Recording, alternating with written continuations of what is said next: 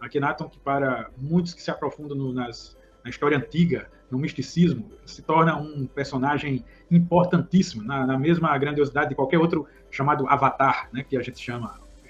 Akhenaton teve uma experiência que você vai para a escola e o professor lá, né, na quinta, sexta série, talvez, acho que quinta série, fala para você assim, olha, esse foi o primeiro monoteísta da história. E passa, e vai embora na história do Egito, mas você não vê como é que um cara como esse, um ser como esse, pôde se tornar o primeiro monoteísta. Bom, deixa eu ver aqui, você veja algumas características de Akhenaton. Akhenaton, ele adorou o deus Aton.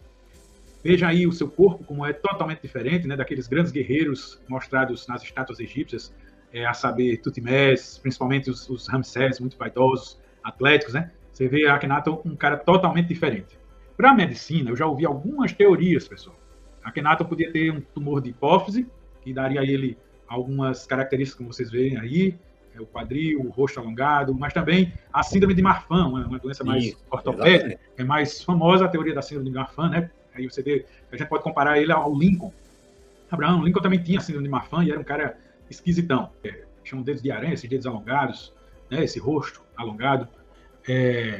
Que tem as características clínicas, né, de dor, de desconforto, dos reflexos na locomoção, né, que a gente vê. Quem era Akhenaton? Akhenaton era um faraó, então ele foi criado para ser rei e deus, certo?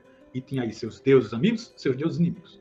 Então Akhenaton foi uma pessoa que de repente disse assim, se eu sou um deus, por que eu não faço chover no Egito quando eu quero? Ah, é porque os deuses opositores colocam alguma coisa para o senhor não conseguir fazer chover. Poxa, mas eu não consigo nem curar uma dor de barriga que eu tenho. Como é que eu sou um deus assim? Então eu não quero. Eu quero que me tranquem numa sala. Eu estou falando isso bem romanticamente falando, pessoal. Me tranquem numa sala e passem água e comida por baixo, que eu só vou sair dali quando os deuses falarem comigo. Eles vão ter que me explicar isso. E esse homem vai, passa alguns dias, e quando este homem sai, faz a maior revolução religiosa conhecida na história da humanidade. Ele manda destruir todos os deuses, acabar com o culto de Amon, né, e de todas as outras divindades. Olha, não, você estava lá e o único que veio falar comigo era um Deus que era uma luz e ele era infinito e por isso nós vamos adorar ele e eu chamei ele de Aton. E então essa figura aqui seria, para os arqueólogos, uma adoração ao Sol.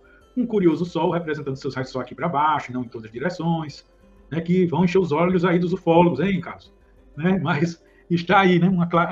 Para nós seria uma sonda, né? Mas está aí ele exaltando seu Deus Aton.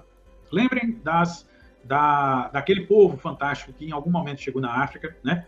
E fez o Egito passar de uma terra de tribos nômades isoladas que competiam entre si, numa civilização, vamos dizer assim, da noite para o dia. Uma das civilizações mais incríveis que a história já registrou.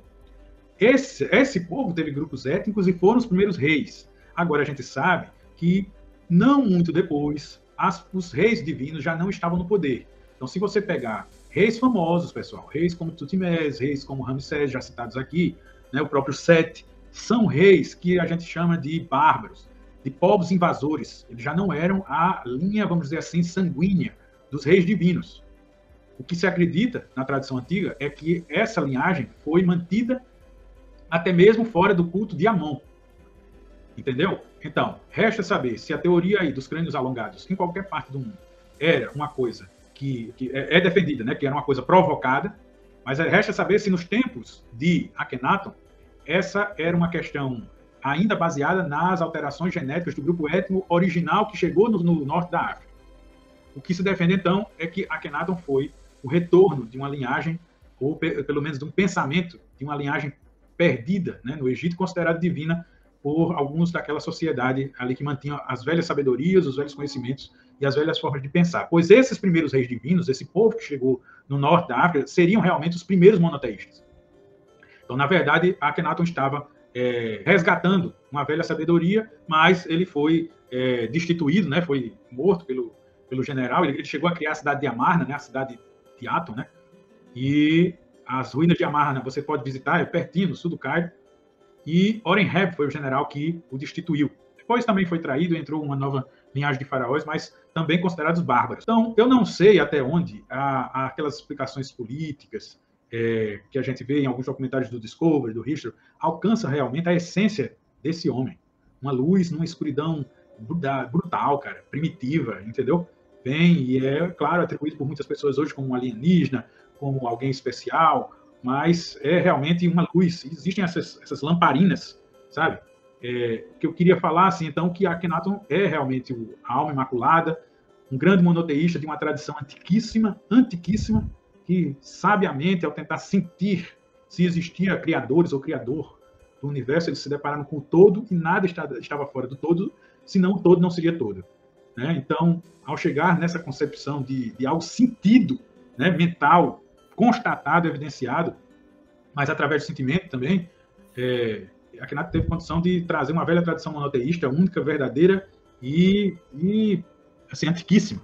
E trouxe para nós o Voz Confio, que eu te digo, na nossa vida moderna ainda serve muito, cara. Não tem nada que não seja utilizável. Fala-se de um sarcófago vazio de Akhenaton. Sua múmia nunca foi... O sarcófago estava lá, o que não comprova, por exemplo, que ele foi enterrado lá, porque o sarcófago, né, ficava pronto até antes da morte do faraó. Ficou registrado, cara, nos últimos momentos, naquela noite de um massacre, um genocídio, né, que foi o golpe, onde depois muita gente foi julgada, né, o próprio médico-chefe de Akhenaton foi julgado, né, colocado diante dos juízes que já estavam sentenciando ele à morte, mas queriam que ele negasse que Akhenaton era lúcido. E ele disse, diante de um mundo com essa lucidez, Akhenaton tinha uma loucura que o deixava divino. E aí foi morto porque disse isso, né? Então, naquela noite de chamas e de assassinato de inocentes, foi deixado um texto que descrevia assim, olha só, aí só tem uma parte dele, mas eu posso te conseguir, se você quiser, o texto inteiro, que é belíssimo e está na minha mente desde a minha juventude. Diz assim, há o relato de uma luz no céu, entendeu? Que é Atom, é um disco voador, não sei. Há um relato que uma estrela veio e Akhenaton não foi morto por ninguém.